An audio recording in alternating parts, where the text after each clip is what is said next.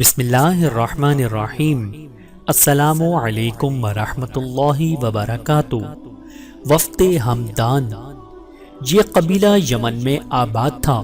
یہ لوگ پہلے حضرت علی کے ہاتھ پر ایمان لا چکے تھے اور دیدار نبوی سے مشرف ہونے آئے تھے۔ طارق بن عبداللہ کا بیان ہے کہ میں مکے میں سوق المجاز میں کھڑا تھا، اتنے میں ایک شخص آیا جو پکار کر کہتا تھا، لوگو لا الہ الا اللہ کہو فلاح پاؤ گے۔ ایک دوسرا شخص اس کے پیچھے پیچھے آیا جو کنکریاں اسے مارتا تھا اور کہتا تھا، لوگو اسے سچ نہ سمجھو، یہ جھوٹا شخص ہے۔ میں نے دریافت کیا کہ یہ کون ہے؟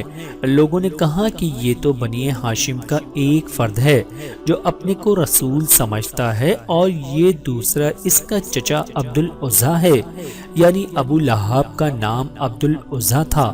طارق کہتے ہیں کہ اس کے بعد برسوں گزر گئے، نبی کریم صلی اللہ علیہ وآلہ وسلم مدینہ جا رہے تھے۔ اس وقت ہماری قوم کے چند لوگ، جن میں بھی تھا، مدینہ گئے تاکہ وہاں کی کھجوریں مول لائیں۔ جب مدینہ کی آبادی کے متصل پہنچ گئے تو ہم اس لیے ٹھہر گئے کہ سفر کے کپڑے اتار کر دوسرے کپڑے بدل کر شہر میں داخل ہوں گے۔ اتنے میں ایک شخص آیا جس پر 2 پرانی چادریں تھیں۔ اس نے سلام کے بعد پوچھا کہ کدھر سے آئے ہو، کدھر جاؤ گے؟ ہم نے کہا ربضہ سے آئے ہیں اور یہیں تک قصد ہے۔ پوچھا مدہ کیا ہے؟ ہم نے کہا کہ کھجوریں خریدنی ہیں۔ ہمارے پاس ایک سرخ اونٹ تھا جس پر مہار تھی، اس نے یہ اونٹ بیچتے ہو؟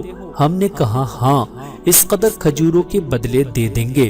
اس شخص نے یہ سن کر قیمت گھٹانے کے بارے میں کچھ بھی نہیں کہا اور مہاراشٹر سنبھال کر شہر کو چلا گیا۔ جب شہر کے اندر جا پہنچا تو اب آپس میں لوگ کہنے لگے کہ یہ ہم نے کیا کیا، اونٹ ایسے شخص کو دے دیا جس سے واقف تک نہیں اور قیمت وصول کرنے کا کوئی انتظام ہی نہیں کیا۔ ہمارے ساتھ ایک ہوئی نشین سردار قوم کی عورت بھی تھی۔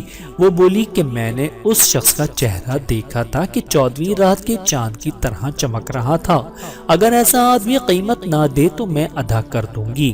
ہم یہی باتیں کر رہے تھے کہ اتنے میں ایک شخص آیا، کہا مجھے رسول اللہ صلی اللہ علیہ وآلہ وسلم نے بھیجا ہے اور اونٹ کی قیمت کھجوریں بھیجی ہیں، تمہاری ضیافت کی کھجوریں الگ ہیں، کھاؤ پیو اور قیمت کی کھجوروں کو ناپ کر پورا کر لو۔ جب ہم کھا پی کر سیر ہوئے تو شہر میں داخل ہوئے، دیکھا کہ وہی شخص مسجد کے ممبر پر کھڑے واز کر رہا ہے۔ ہم نے مندرجہ ذیل الفاظ آپ کے سنے، لوگو خیرات دیا کرو، خیرات دیا تمہارے لیے بہتر ہے، اوپر کا ہاتھ نیچے کے ہاتھ سے بہتر ہے، ماں کو باپ کو، بہن کو بھائی کو، پھر قریبی کو اور دوسرے قریبی کو دو۔ سبحان اللہ۔